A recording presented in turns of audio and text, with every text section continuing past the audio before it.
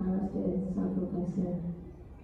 Marilah kita selalu memanjatkan puji syukur kehadirat Allah Subhanahu wa Ta'ala karena kita semua bisa berkumpul di sini untuk melaksanakan kegiatan di seminasi tentang budaya positif. Yang kedua, salawat serta salam kita berikan kepada junjungan kita Nabi Muhammad Rasulullah SAW, yang kita menunjukkan syafaatnya di dunia dan di akhirat nanti. Amin. Allahumma amin. Bapak Ibu yang saya hormati, nanti di sini Bu Indah mau memaparkan tentang budaya positif. Harapan kami setelah selesai pemaparan ini, Bapak Ibu guru layak tenaga bisa mengikuti apa yang akan dimaparkan oleh Bu Indah, yaitu tentang budaya positif, ya. Tidak hanya pada Bapak Ibu semua, tapi juga pada siswa-siswa semua bisa melaksanakan kegiatan atau apa yang dinamakan dengan budaya positif. Untuk budaya positif sebetulnya Bapak Guru juga sudah melaksanakan, ya, sudah melaksanakan semua. Tapi lebih banyak nanti monggo untuk Bu Indah yang akan memaparkan. Harapannya supaya nanti bisa membawa perubahan, ya, perubahan untuk menuju yang lebih baik pada masing-masing SD anak-anak, ya, anak-anak di SDN 1 Kasih ini. Itu saja yang saya sampaikan. Kurang lebihnya saya mohon maaf. Assalamualaikum warahmatullahi wabarakatuh. Waalaikumsalam warahmatullahi wabarakatuh. Terima kasih Ibu Sunarsi atas pesan-pesannya dan semangat membantu buat Ibu Siswa ini. Untuk selanjutnya penyampaian materi penyebaran pemahaman dan penerapan budaya positif yang akan disampaikan oleh Bu Dwi Sulistiwa ini. Yang saya Bu Indah, ini nanti untuk setelah pemaparan materi kita buka pertanyaan. Berapa cermin ya Bu Indah? Oke. Dua ya. Oke. Monggo Bapak Ibu kita saksikan atau kita dengarkan atau kita mengamati materi yang akan disampaikan oleh Bu Indah tentang menyebarkan pemahaman dan penerapan budaya positif. Semoga bisa menjadi inspirasi kita dan bisa kita terapkan di kelas-kelas kita. Saya di sini bukannya Bu Indah untuk menggurui, bukan ya. Kami di sini saling sharing pengalaman kita dan di sini semuanya hebat Bapak Ibu guru yang ada di sini ya. Monggo Bu Indah untuk waktunya. Terima kasih sudah kami. Bismillahirrahmanirrahim. Makan nasi menggunakan sambal belacan. Tidak lupa pakai santan daun kari. Kepada Ibu Bapak Guru sekalian, saya ucapkan Assalamualaikum warahmatullahi wabarakatuh. Waalaikumsalam warahmatullahi wabarakatuh. Yang terhormat Ibu Sunarsi SPD selaku Kepala Sekolah SDN 1 Kasih dan Ibu Bapak Guru yang berbahagia. Dan saya ucapkan banyak terima kasih kepada Bapak Ibu sekalian yang sudah menyempatkan waktu di sela-sela kesibukan hari ini untuk dapat berkumpul di kelas 5 dalam pemaparan materi saya tentang dalam rangka diseminasi modul 1.4 mengenai disiplin positif atau mengenai budaya positif. Langsung ya Bapak Ibu, menyebarkan pemahaman dan penerapan budaya positif. Perkenalkan saya Dwi Sulistiwa ini, saya CGP angkatan 11 dari SD Negeri 1 Kasih, Kecamatan Blora, Kabupaten Blora. Kecamatan Cidungan ya, ya Allah. Kecamatan Cidungan, Kabupaten Blora.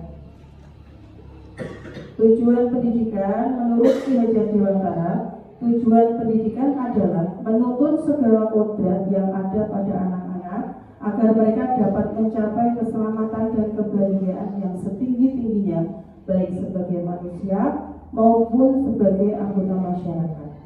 Oleh sebab itu, pendidik itu hanya dapat menuntut tumbuh atau hidupnya kekuatan kodrat yang ada pada anak-anak agar dapat memperbaiki lakunya, bukan dasarnya hidup dan tumbuhnya kekuatan kodrat anak. Nah, budaya positif di sini, budaya positif di sekolah yaitu nilai dan kebiasaan di sekolah yang berpihak pada murid agar mereka dapat berkembang menjadi pribadi yang kritis, penuh hormat dan bertanggung jawab sesuai profil belajar Pancasila. Konsep utama budaya positif kita ada 7. Yang pertama, perubahan paradigma belajar. Yang kedua, disiplin positif. Yang ketiga, kebutuhan dasar manusia. Yang keempat, motivasi perilaku manusia. Kelima, restitusi posisi kontrol guru. Yang keenam, keyakinan kelas. Dan yang terakhir adalah segitiga restitusi. Untuk yang pertama itu perubahan paradigma belajar. Dalam membangun budaya positif, sekolah dapat menyediakan lingkungan yang positif, aman dan nyaman agar siswa mampu berpikir, bertindak dan mencipta dengan merdeka, mandiri dan bertanggung jawab. Dan disiplin sangat berkaitan dengan kontrol guru terhadap siswa. Nah, sebelum kita memulai, saya ingin mengajak Bapak Ibu guru untuk mengepalkan tangan. Anda dan teman Anda ini ada berpasangan, kan ya? Berpasangan. Jadi kegiatannya adalah coba buka. Tugas Bapak Ibu adalah mengepalkan satu tangan Anda. Terserah, monggo, mau kanan boleh, mau kiri juga boleh. Setelah dikepalkan, Anda membayangkan bahwa Anda menyimpan sesuatu yang sangat berharga di dalam kepalan tangan Bapak Ibu. Sehingga Anda perlu menjaga benda tersebut sekuat tenaga Anda, karena begitu pentingnya untuk kehidupan Anda. Nah, jadi yang satu mengepalkan tangan dan yang satu tugasnya mencoba untuk membuka kepala tersebut. Bisa minta tolong Bu Rafani sama Bu Diana maju ke depan ya untuk mempraktekkan.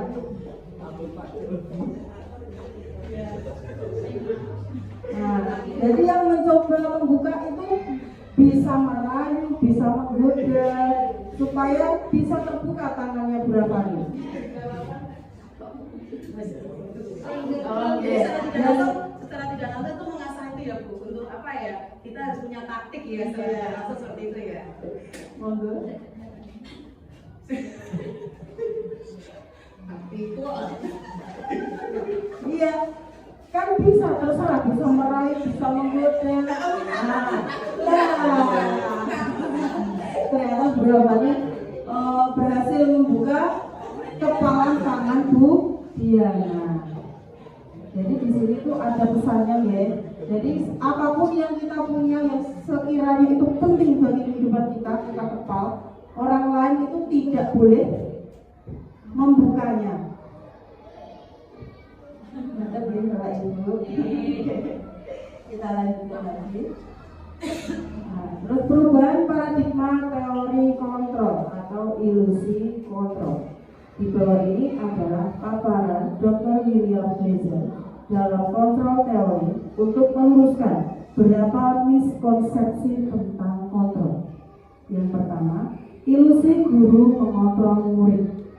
Jadi guru mengontrol murid itu adalah suatu ilusi. Yang kedua, ilusi bahwa kritik dan membuat orang merasa bersalah dapat menguatkan karakter.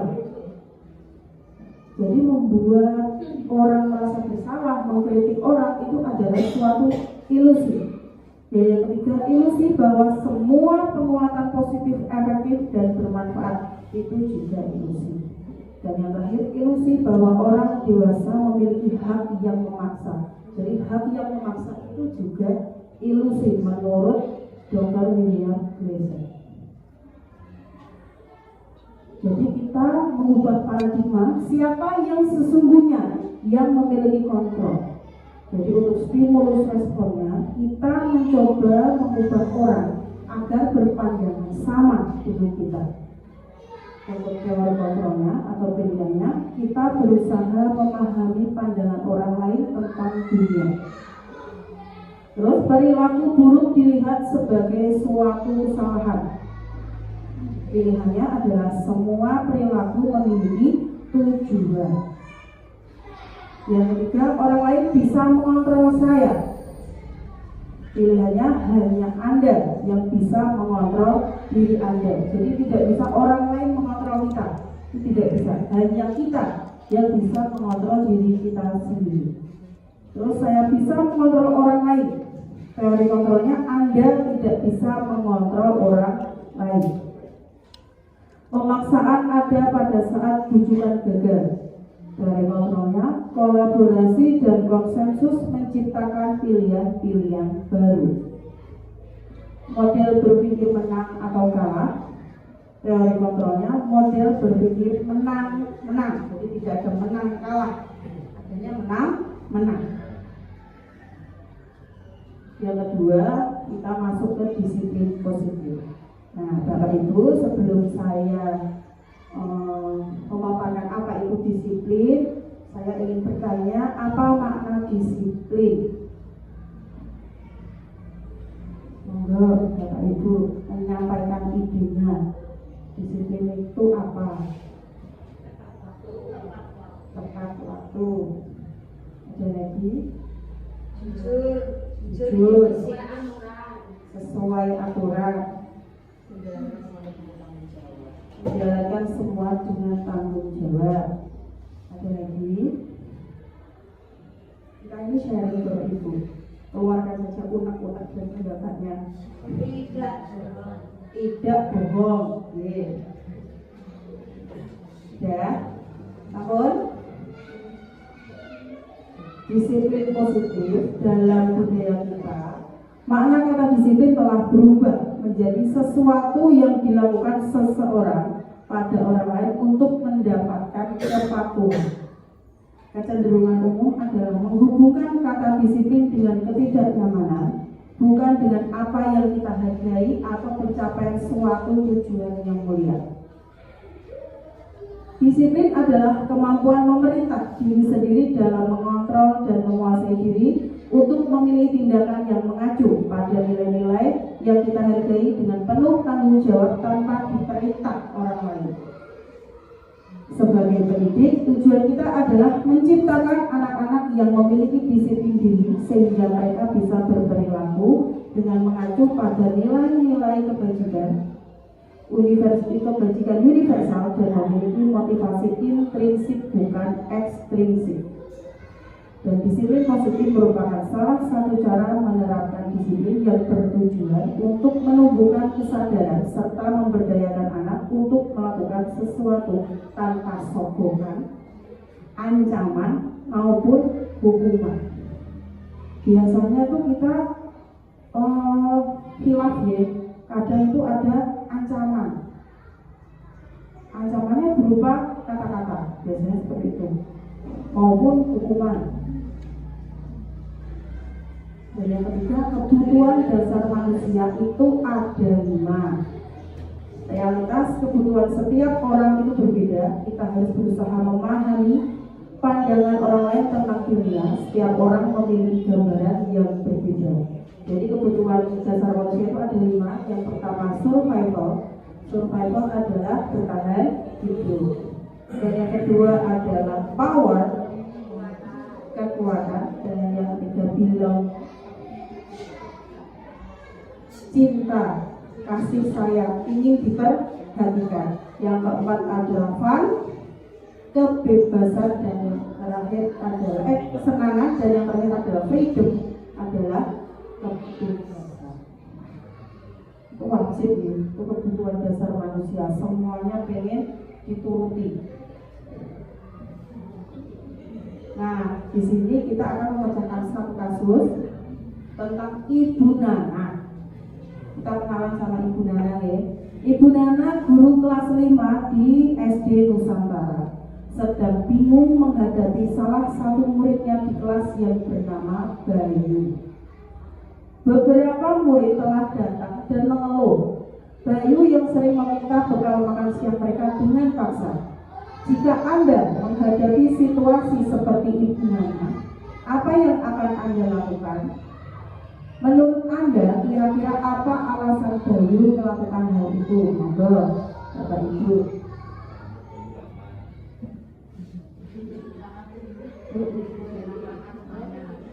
Bayu melakukan hal seperti itu karena Bayu mungkin dari pagi belum sarapan, jadi meminta temannya. Saya Pak Afif, Bayu itu belum makan dari pagi sehingga meminta makan sama teman-temannya. Monggo.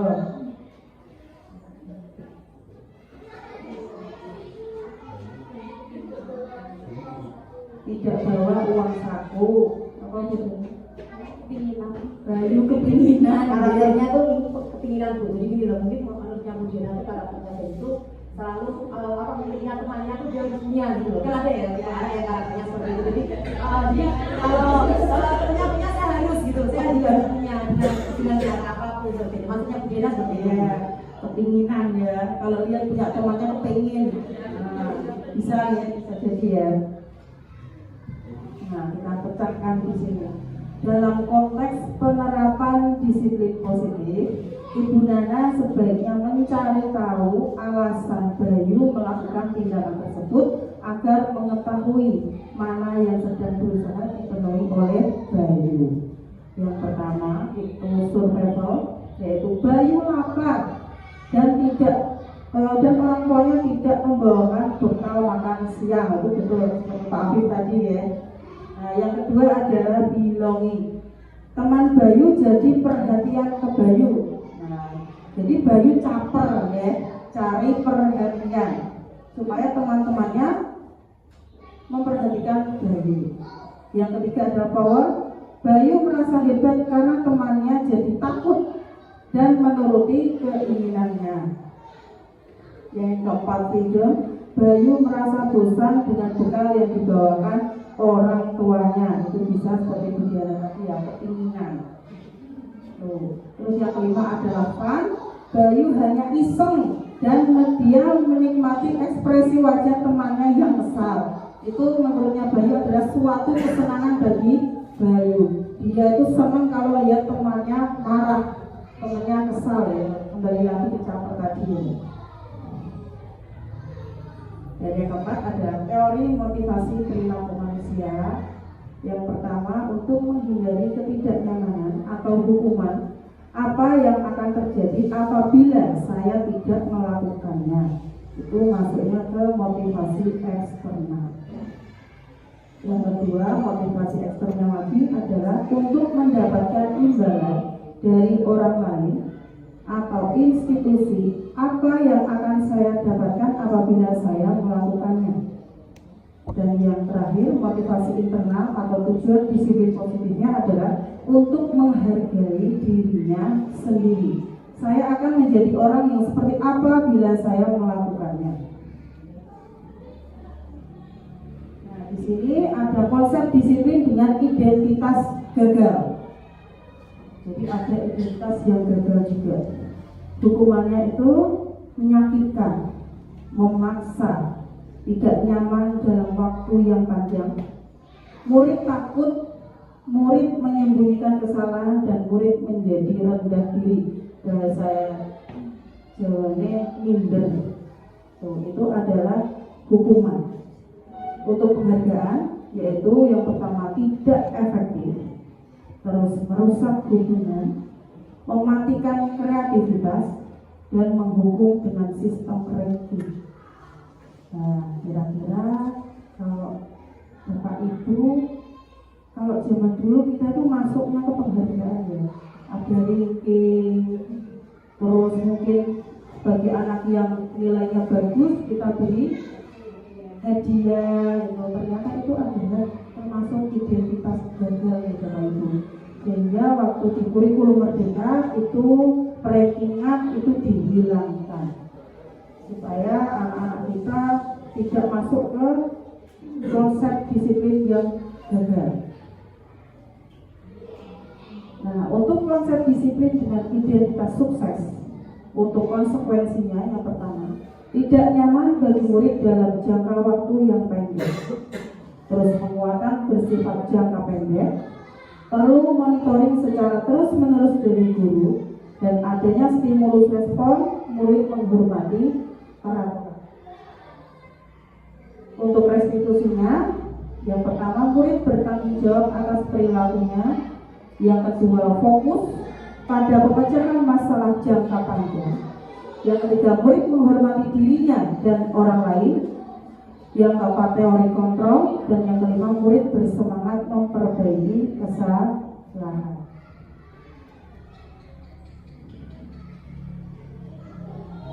Hukuman dan sanksi atau konsekuensi.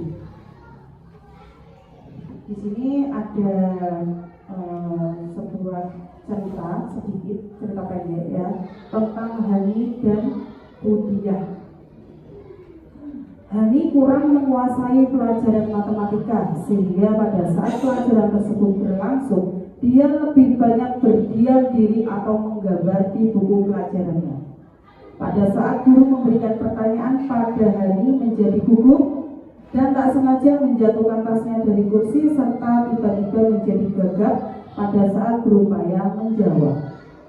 Seluruh kelas pun tertawa melihat perilaku Hani yang bicara tergagap dan terkejut tersebut. Budiah selaku guru membiarkan teman-temannya Hani menertawakan Hani yang tergagap dan malu luar biasa. Dan malahan minta Hani untuk maju ke depan dan berdiri di depan kelas sambil menunjuk hidungnya karena tidak bisa menjawab pertanyaan Budiah.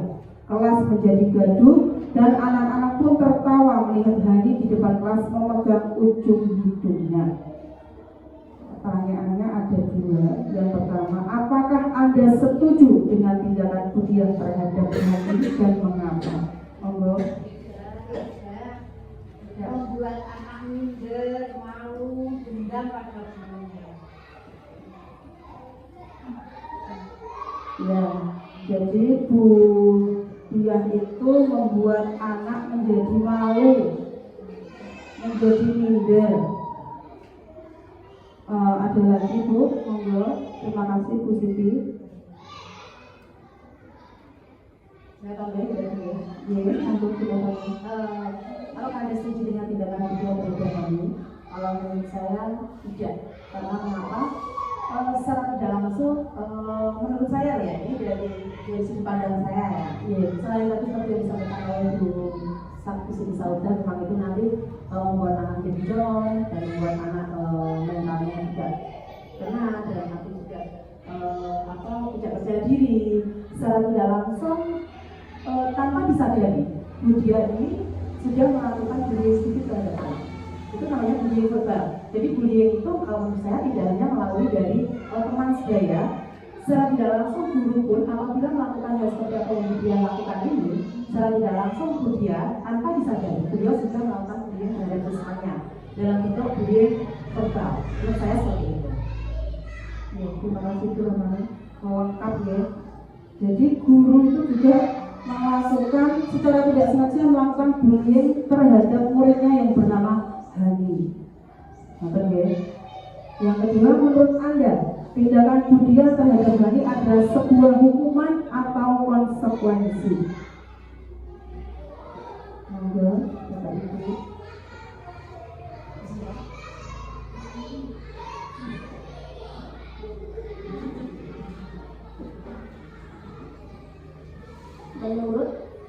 Menurut saya ya, yang dilakukan Budiah terhadap Hani itu adalah sebuah hukuman.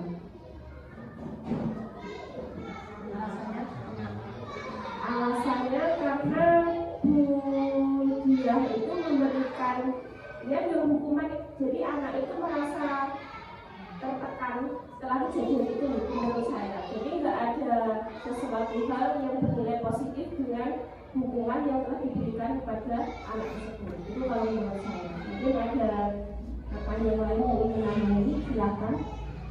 Bisa. Masih mengganti. Kalau menurut saya tindakan itu adalah konsekuensi, ya.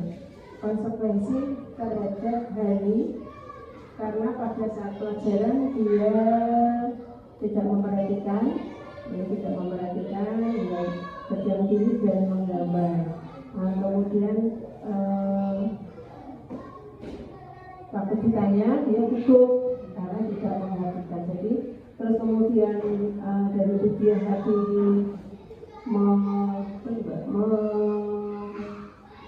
hidung, dan itu konsekuensi dari tindakan Hani tersebut. Itu menurut saya. Terima kasih Bu Sinta dan Bu Hansip.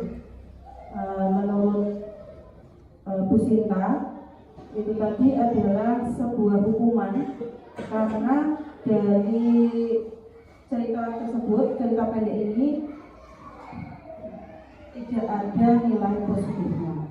Kalau dari hubungan saya tadi itu masuk ke konsekuensi karena memang Hani tidak memperhatikan gurunya waktu menjelaskan pelajaran matematika.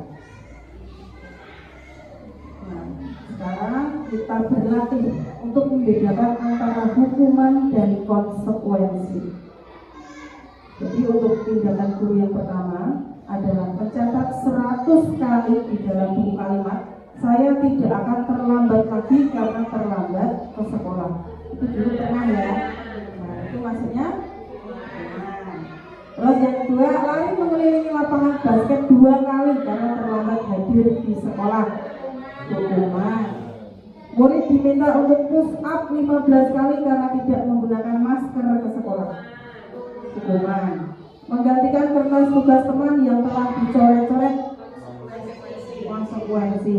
Membersihkan tumpahan air di meja tulis karena tersenggol pada saat belajar. Konsekuensi.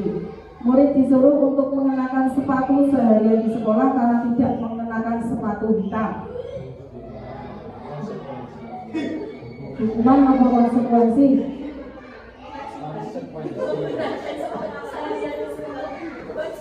Oh, kewajiban. Ya, ini hukuman atau konsekuensi ya?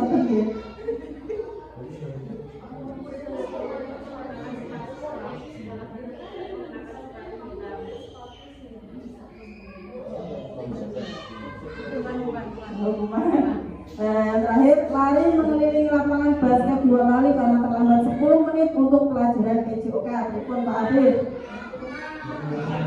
Nah, kita buka di sini ya. Jadi untuk yang pertama, mencatat 100 kali itu adalah hukuman. Dulu saya juga pernah ya, waktu SD saya masih ingat betul sampai sekarang. Gara-gara perkalian itu disuruh menghafalkan 1 hari 2 perkalian, jadi perkalian 2 dan 3. Kebetulan saya belum hafal, jadi saya diminta guru saya untuk menulis di buku tulis satu buku lagi.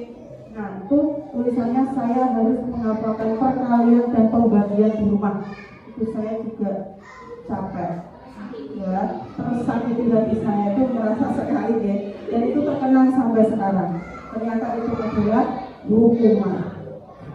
Lalu lari mengelilingi lapangan basket 2 kali karena terlambat hadir di sekolah, itu juga merupakan hukuman.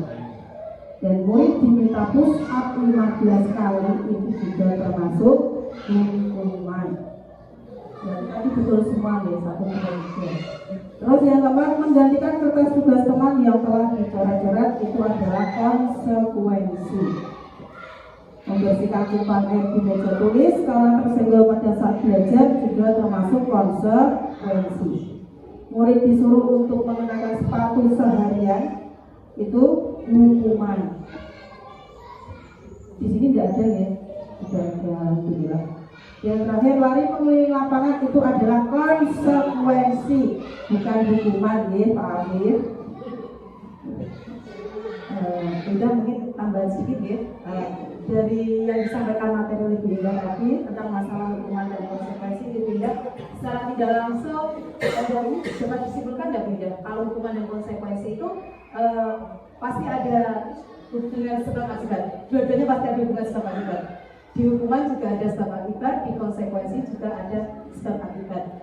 Tadi dari yang disampaikan Bu Indah, Bapak Ibu sudah bisa mengidentifikasi mana hukuman, mana yang konsekuensi. Tapi ternyata ada satu nih yang yang sedikit nggak sesuai ya Bu Indah ya. Itu kalau tadi saya amati tuh lari mengelilingi lapangan basket 2 kali karena terlambat 10 menit untuk pelajaran PJOK. Karena apa? Kayaknya ada hubungan sama akibatnya. Di situ ada hubungannya dengan PJOK sehingga tidak termasuk hukuman seperti itu Pak. Jadi konsekuensinya dalam hal pembelajaran PJOK seperti itu ya Bu Indah ya. Jadi semuanya tetap ada hubungan sebab akibat. Seperti itu ya Bapak Ibu. Untuk pindah dengan kedua kami. Aku semuanya. Terus lagi konsep disiplin pendekatan restitusi ya. Sebuah cara menerapkan disiplin positif pada guru. Restitusi merupakan proses menciptakan kondisi bagi murid untuk memperbaiki kesalahan sehingga mereka bisa kembali pada kelompok mereka dengan karakter yang lebih kuat. Dan ciri-ciri restitusi yang pertama bukan menebus kesalahan namun belajar dari kesalahan, memperbaiki hubungan, tawaran bukan paksaan, terus menuntun untuk melihat ke dalam diri, mencari kebutuhan dasar yang mendasari tindakan, fokus pada karakter bukan tindakan, menguatkan dan fokus mencari solusi. Di sini ada 5, yang kelima ada restitusi atau posisi kontrol guru. Jadi posisi kontrol guru itu ada 5. Yang pertama adalah penghukum, dan yang kedua pembuat rasa bersalah, yang ketiga teman, yang keempat pemantau, dan yang terakhir adalah manajer. Nah ini ada contoh ya. Misalnya di sini contoh ada siswa yang atributnya tidak lengkap pada saat upacara. Jadi ada bilang guru hormat pada bendera selama 2 jam. Nah itu termasuk penghukum.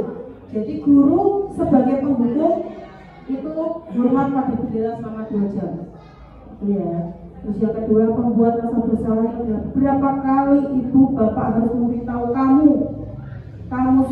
selalu saja mengecewakan ibu bapak. Itu termasuk guru dalam posisi pembuat rasa bersalah. Ayo dong ikuti aturan sekolah, tolong bantu ibu bapak ya sekali ini. Yang sudah tidak apa-apa, yang lain dan lain kali jangan sampai berbuat seperti ini. Itu posisi kita sebagai teman.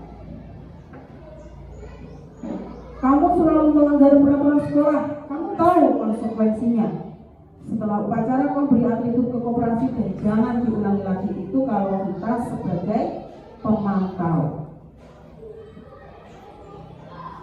Apakah kamu tahu kesalahanmu? Kira-kira bagaimana kamu memperbaiki kesalahanmu? Itu jika guru sebagai posisi manajer. Nah, dari kelima tadi, menurut Bapak Ibu, itu kita cocoknya ke posisi yang mana? Balikan lagi pesannya ya teman-teman. Mungkin Bapak Ibu dulu mungkin ada yang lupa juga ya. Itu kelima-limanya tadi. Jadi sebagai teman, sebagai apa tadi kalau kita lihat lagi.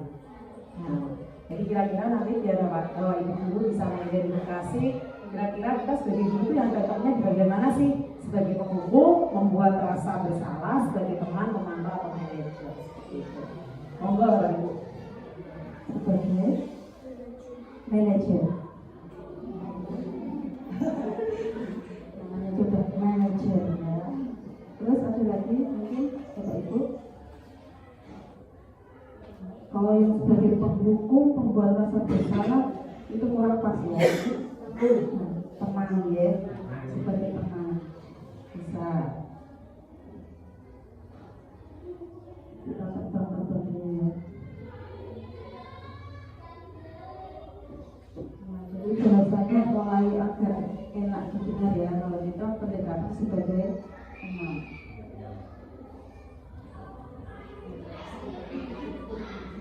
Ya, kalau sebagai manajer itu juga bagus, dia lebih enak lagi dengan bahasanya. Nah, ini adalah posisi kontrol guru untuk identitas gagal, identitas berhasil sukses, dan identitas untuk kontrol dirinya. Jadi kita menghindari hukuman, misalnya guru menghukum ya, guru berbuat menghardik, menunjuk-nunjuk, menyakiti, menyindir, membuat rasa bersalahnya, berceramah dan mengatakan seharusnya, terus mengatakan ibu kecewa. Itu identitas gagal.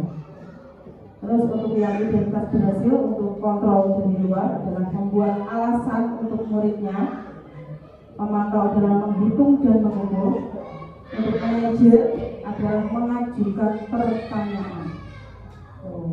Terus lagi untuk penghukum ini, kalau kamu tidak melakukannya, awas ya. Nah, biasanya kan guru ada yang begitu ya, awas kue. Biasanya kalau pakai bahasa Jawa itu rasakan, rasakno, ya. Nah, itu adalah identitas gagal. Kamu seharusnya, kamu sudah tahu, ibu lelah sekali mengatakannya, ibu stres. Nah, itu juga biasanya diomongkan ya. Ternyata itu adalah identitas gagal. Jadi kita itu tidak boleh memperlihatkan stresnya kita. Ya, jadi kalau ibunya stres bagaimana nanya ya Bu ya? Jangan memperlihatkan kesetresan kita menghadapi mereka ya. Terus untuk kontrol dari luarnya, ayolah lakukan demi ibu itu teman ya. Masa kamu tidak mau? Ingat, tidak ibu pernah bantu. Terus memantau apa peraturannya, dan untuk manajer adalah apa yang kita yakini, apa yang bisa kau kerjakan untuk memperbaiki masalah ini. Dan hasilnya untuk ibu tadi adalah memberontak. Si anak akan memberontak, menyalahkan orang lain, dan yang pasti adalah berbohong, pasti. Terus menyembunyikan, menyangkal, dan pasti berbohong lagi. Itu untuk identitas gagal. Dan untuk berhasilnya adalah ketergantungan. Kalau kita sebagai teman itu pasti murid kita akan bergantung sama kita. Sedikit-sedikit bu, sedikit-sedikit bu, pak, pasti gitu. Itu pernah dirasakan sama Pak Gale ya, waktu mengajar kelas 1 Leticia ini. Nah, karena Pak Gale berlaku sebagai teman, jadi sampai anaknya setiap hari yang dicari adalah Pak Gale. Itu termasuk ketergantungan. Untuk memantau dan menyesuaikan diri bila diawasi, dan sebagai manajer adalah menguatkan pribadi anak. Jadi anak tambah pede kalau kita selaku manajer. Kaitannya dengan dunia berkualitas adalah murid meletakkan guru di luar dunia berkualitas. Terus murid meletakkan guru di dalam dunia berkualitas. Untuk teman, murid meletakkan guru di sebagai orang yang sangat penting di dunia berkualitas, dan murid meletakkan guru peraturan dan hukum di dunia berkualitas. Untuk manajer, murid meletakkan dirinya sebagai individu yang positif dalam dunia berkualitas. Terus kalau yang di penghukum, guru sebagai penghukum, murid berkata, biarkan saja, nanti juga marah-marah lagi. Pernah dengar Bapak Ibu? Pernah ya? Saya juga pernah, murid saya juga pernah gitu. Berarti otomatis saya juga pernah menjadi seorang guru di posisi penghukum. Dan dampaknya adalah pasti murid tersebut akan mengulangi lagi kesalahannya. Dan untuk kita sebagai madrasah bersalah, pasti muridnya akan bilang, maafkan saya Bu. Nah, dia pasti akan menjadi rendah diri, jadi minder. Kalau kita sebagai teman, pasti murid akan ngomong, saya pikir Bapak itu teman saya. Ya? Nah, jadi murid tersebut akan jadi anak yang lemah, tidak mandiri, dan selalu bergantung. Karena kita sebagai teman, ternyata kurang baik ya Bapak Ibu. Padahal saya dulu mikirnya juga kan jadi teman aja biar lebih dekat sama murid. Ternyata kurang tepat. Terus kita sebagai pemantau, anak bilang, berapa banyak bintang yang saya harus peroleh Bu? seperti itu. Yang akan menjadikan anak adalah menitik beratkan pada sanksi atau hadiah untuk dirinya. Kalau kita sebagai manajer, bagaimana caranya saya bisa memperbaiki keadaan? Terus akan menjadikan anak mengevaluasi diri dan bagaimana cara memperbaiki diri. Dari posisi 5 kontrol ini ternyata yang paling tepat adalah kita sebagai manajer. Tepat kita tepuk tangan dalam.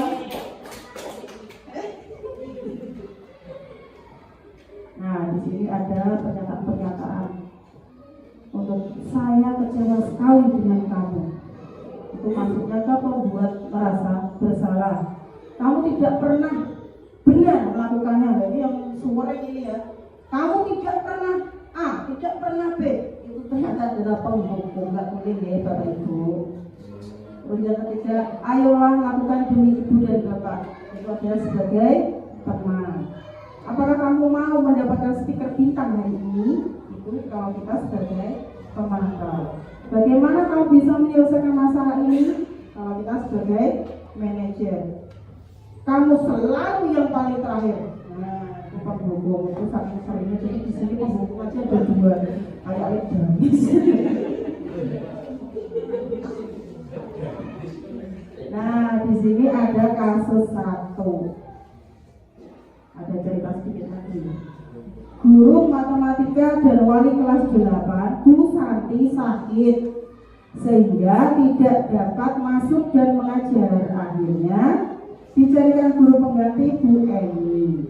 Ibu Eni baru 2 tahun menjadi guru SMP. Beberapa murid perempuan, Vivi dan Natali, mengetahui hal ini dan mulai menggunakan kesempatan dan bersikap seenaknya, tertawa dan tidak mengindahkan kehadiran Bu Eni. Bu Eni mencoba menyapa Vivi dan Natali dengan ramah sambil mengingatkan mereka untuk tetap fokus pada pengerjaan tugas. Ayolah, tugasnya dikerjakan. Nanti ibu ditegur bapak kepala sekolah kalau kalian tidak kerjakan tugas. Tolong bantu ibu ya. Namun Vivi dan Natali malah jadi tertawa. Ah ibu, santai aja bu. Mereka tetap tidak mengerjakan tugas dan malah mengobrol. Kira-kira untuk kasus yang pertama, langkah restitusi apa yang dijalankan Bu Santi? Tenang. Kalau tadi ada kata-kata ini ya, ayolah tugasnya dikerjakan, nanti ibu ditegur. Jadi bu gurunya mencoba menjadi teman si Vivi dan Natali. Mas aja ya.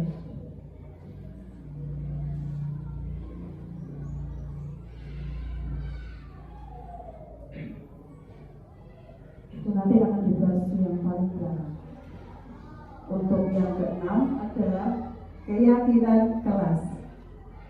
Mengapa keyakinan kelas bukan peraturan kelas?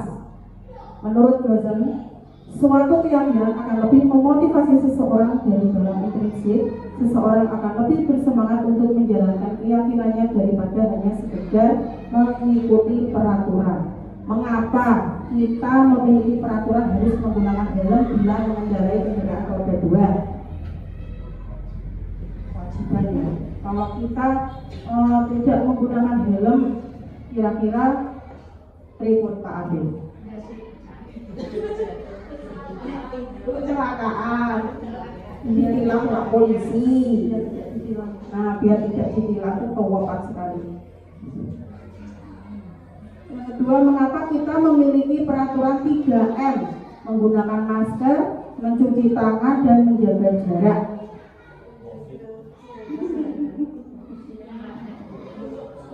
Untuk kesehatan. Jadi 3M ya. Nah, jadi di sini ada lingkaran. Jadi yang paling dalam, yang paling inti itu adalah peraturan kelas. Dari peraturan kelas dulu, terus meluber keluar ini jadi keyakinan kelas, meluber keluar lagi jadi lingkungan positif, dan yang paling besar adalah budaya positif. Di sini ada perbedaan antara peraturan dan keyakinan kelas. Yang pertama, selalu kembalikan buku di tempatnya, itu adalah peraturan. Kalau keyakinan kelasnya adalah tanggung jawab. Terus dilarang mengganggu orang lain, keyakinan kelasnya menghormati orang lain. Hadir di sekolah 15 menit sebelum pelajaran juga menghormati orang lain. Dilarang melakukan kekerasan, itu adalah keselamatan dan menghormati orang lain. Dilarang menggunakan narkoba, itu masuk ke kesehatan. Bergantian atau menunggu giliran, keyakinan kelasnya adalah menghormati orang lain. Pembentukan keyakinan kelas, itu yang pertama. Keyakinan kelas bersifat lebih abstrak daripada peraturan yang lebih rinci dan konkret. Yang kedua, keyakinan kelas berupa pernyataan universal. Pernyataan keyakinan kelas dibuat dalam bentuk positif. Keyakinan kelas hendaknya tidak terlalu banyak sehingga mudah diingat dan dipahami. Keyakinan kelas sebaiknya sesuatu yang dapat diterapkan di lingkungan tersebut. Semua wakil kelas ikut berkontribusi dalam pembuatan keyakinan kelas lewat kegiatan curah pendapat. Yang terakhir, bersedia meninjau kembali keyakinan kelas dari waktu ke waktu.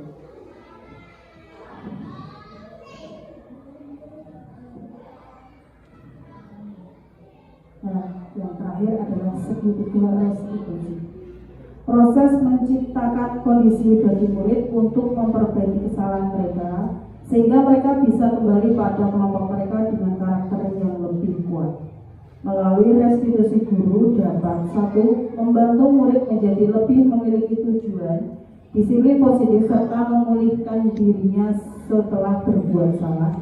Yang kedua, membantu murid untuk jujur pada diri sendiri dan mengevaluasi dampak dari kesalahan yang dilakukan. Yang ketiga, memberikan penawaran bukan paksaan. Nah, ini untuk segitiga restitusi yang pertama adalah menstabilkan identitas. Setiap orang pasti pernah melakukan kesalahan dan bukan satu-satunya yang pernah melakukan ini. Dan yang kedua adalah validasi kebutuhan. Itu adalah kamu tentu punya alasan mengapa melakukan itu. Adakah cara yang lebih efektif? Yang ketiga adalah menanyakan keyakinan. Tahapan segitiga restitusi yang pertama adalah menstabilkan identitas. Untuk membuat anak yang merasa gagal karena berbuat salah menjadi positif terhadap dirinya. Yang pertama, berbuat salah itu hal yang manusiawi. Dan yang kedua, tidak ada manusia yang sempurna. Bapak Ibu juga pernah berbuat salah. Kita pasti bisa menyelesaikan permasalahan ini. Bapak Ibu tidak tertarik untuk mencari tahu siapa yang benar, siapa yang salah, tapi Bapak Ibu lebih tertarik untuk menyelesaikan masalah. Kalau kamu menyalahkan dirimu sendiri terus-menerus, apakah kamu bersikap baik pada dirimu sendiri? Itu masuk ke menstabilkan identitas. Yang kedua adalah validasi tindakan yang salah. Membantu murid mengenali basic need atau kebutuhan dasar yang ingin dipenuhinya ketika melakukan kesalahan itu. Yang pertama, kamu pasti punya alasan mengapa melakukannya. Yang kedua, apa yang penting bagi kamu? Yang ketiga, kamu boleh tetap berusaha menjaga sikap itu, tapi tambahkan sikap yang lain. Maukah kamu belajar cara lain untuk mendapat yang kamu butuhkan tanpa harus memukul? Yang terakhir, apakah kamu bisa melakukan dengan lebih baik besok lagi? Yang ketiga adalah menanyakan keyakinan. Apa nilai kita percaya di kelas atau sekolah kita? Nilai-nilai umum apa yang telah kita sepakati? Kelas yang ideal itu seperti apa sih? Kamu ingin jadi anak seperti apa? Apa yang kamu rasakan ketika kamu melakukan itu? Kamu menjadi orang yang seperti apa?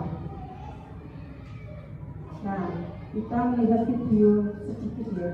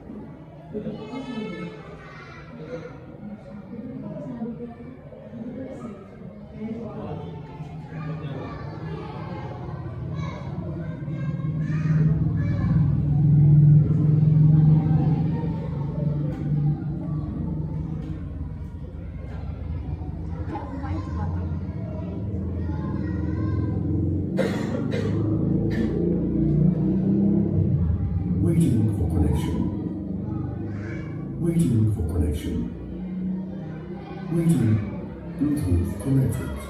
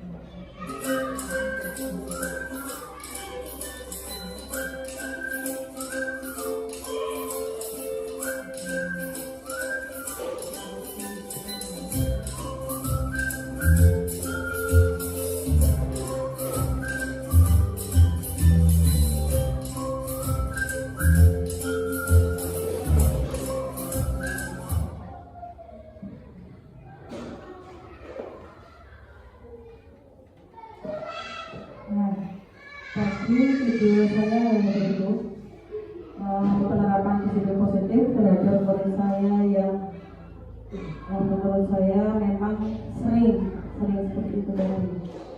Jadi dalam rangka menciptakan lingkungan positif, maka setiap warga sekolah dan pemangku kepentingan perlu saling mendukung, menghayati dan menerapkan nilai kebajikan yang telah disepakati bersama. Tujuan mulia dari penerapan disiplin positif adalah agar terbentuk siswa yang berkarakter, berdisiplin, santun, jujur, peduli, bertanggung jawab, dan merupakan pembelajar sepanjang hayat sesuai dengan standar kompetensi lulusan yang diharapkan. Sekian, terima kasih. Ada ini? Oke. Juga ya Pak, tadi dulu ini tadi materi yang disampaikan oleh Dinda, yang berada positif. Mungkin 2 cermin ya Bu? 2 cermin ya? Ya. Ini ada juga dua pertanyaan. Mungkin ada Bapak Ibu guru yang mau menyampaikan pertanyaannya, atau mungkin ini menyampaikan pendapatnya, atau mungkin juga sharing permasalahan atau kasus, karena tadi Dinda menyampaikan beberapa kasus ya. Mungkin Bapak Ibu pernah menemui kasus yang hampir mirip dengan Dinda. Monggo silahkan disampaikan dan kita bisa sharing di sini untuk pemecahan masalahnya. Mungkin ada yang mau ditanyakan atau berpendapat atau mungkin juga sharing tentang kasusnya. Monggo. Oh iya, bisa monggo.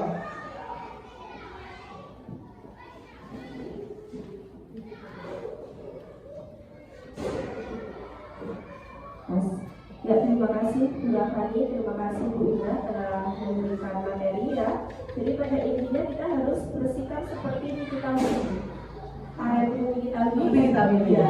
Kita dilarang seperti parenting habis begitu ya. Tapi susah untuk menjadi kita sendiri. Ya, saya mau bertanya Bu, masih agak bingung tentang perbedaan antara pemantau dan restitusi. Mohon dijelaskan kembali seperti supaya saya tidak menjadi parenting garis itu. Terima kasih ya. Langsung jawab atau langsung ada pertanyaan Bu? Oh langsung aja ya. Oke.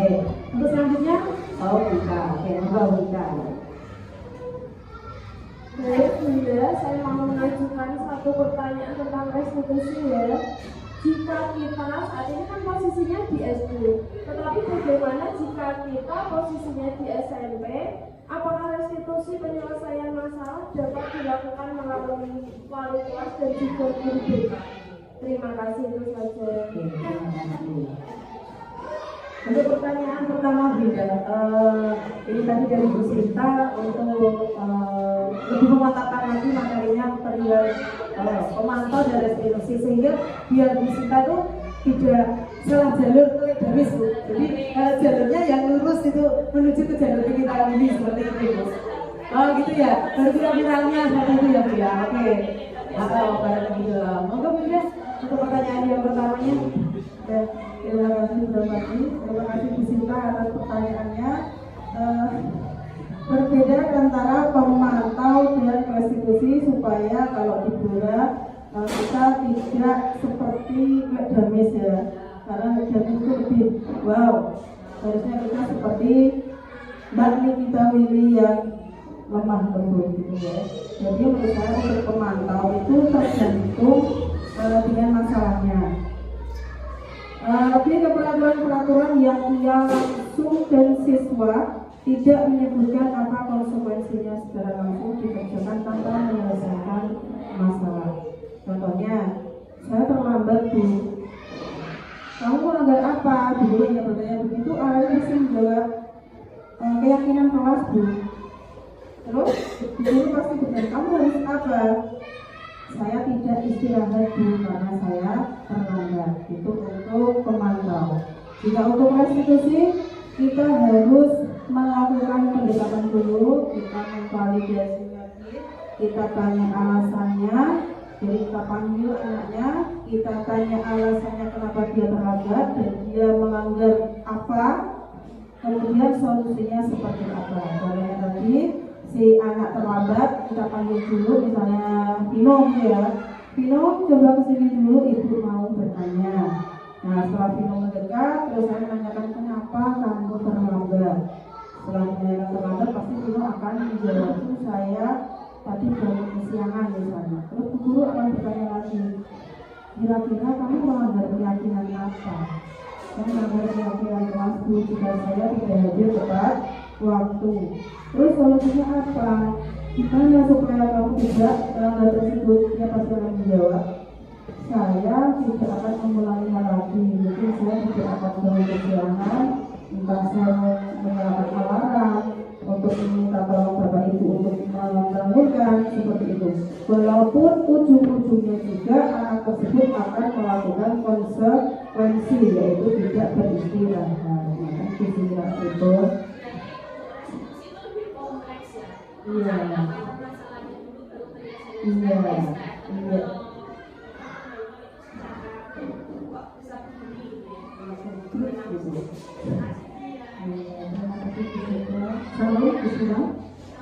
Mungkin saya bisa menyimpulkan sedikit dari jawaban Bunda. Intinya di sini kita komunikasi ya Bunda ya. Jadi komunikasi dengan anak dan kita berusaha untuk apa ya? Anak untuk berpikir dan menggali memecahkan masalahnya sendiri seperti itu ya Bunda ya. Jadi kita mungkin ini sedikit masukan aja. Seperti yang disampaikan oleh Bunda, mungkin pemantau mungkin bisa kita memantau kira-kira apa sih anak ini kok sampai terlambat. Jadi untuk kita sendiri seperti itu ya Bunda ya, kita memantau permasalahan, jadi mengklasifikasi permasalahannya itu tadi ya. Jadi kira-kira ini sampai anak terlambat itu kenapa sih, kita pantau untuk diri kita sendiri seperti itu Bunda. Setelah itu baru kita bertanya mengapa, sehingga anak nanti bisa memecahkan sendiri seperti itu gitu ya. Membantu anak untuk bisa menyelesaikan permasalahannya sendiri seperti itu. Sampai Bu Sinta? Oke, semoga dilanjutkan untuk Nika tadi pertanyaannya perihal itu. Untuk penyelesaian masalah di SMP ya. Kalau itu dari kelas dan kita atau bagaimana seperti itu tidak? Ya, terima kasih Bu Ika. Ulangi untuk karena kita ada di SD, jadi berbeda dengan SMP dan SMA ya, ya. Kalau menurut saya tergantung bagaimana kesalahannya. Misalnya kalau anak tersebut datang terlambat, tidak mengerjakan PR, itu kan ranahnya di kelas ya, jadi hanya cukup dengan wali kelas saja. Kalau misalnya anak ada yang bertengkar, ada yang mungkin kalau udah besar itu tawuran, itu ada di luar kelas, itu bisa melalui guru BK. Maka Ibu Ika, halo. Ya, terima kasih. Mengulas sedikit tentang tadi untuk masalah hubungan itu secara tidak langsung kita ada misi dilema etika ya Bu ya, dilema etika dan rujukan moral. Karena apa etika dan moral itu sama berhubungan, di mana tadi anak untuk disiplin dalam arti tepat waktu, tapi kita dilema etika itu tadi. Jadi kita bagaimana untuk apa ya, buat anak berkarakter seperti itu tadi, dan ada rujukan orangnya juga seperti itu. Jadi kita mengklasifikasi permasalahan kasus mana yang sebagai prioritas dan kita harus mengkomunikasikan dengan anak. Jangan langsung ngejudge ya Bu ya, seperti tadi no punishment, tidak ada hukuman, terus apalagi tadi Bu, tanpa hukuman, tanpa apalagi tadi tekanan ya. Jadi kita sebagai manajer seperti itu ya Bu ya. Ada yang mau disampaikan pendapat atau mungkin sharing permasalahannya sebelum ditutup kegiatan diseminasi ini? Saya sudah sambung. Oke, terima kasih. Bu Indah ada tambah? Ya, terima kasih sudah hadir. Semoga ini tadi paparan saya dapat kita praktekkan di kelas masing-masing ya Ibu Bapak. Sebelumnya saya ada patung sedikit. Pisau diasah buat bertani, bawa ke ladang naik pedati. Selesai sudah presentasi hari ini, semoga bisa memberi arti. Terima kasih. Wassalamualaikum warahmatullahi wabarakatuh. Terima kasih.